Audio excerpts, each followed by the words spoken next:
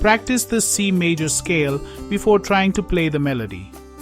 You become comfortable with the notes used in the melody. Practicing the C major scale will help you recognize and play these notes confidently.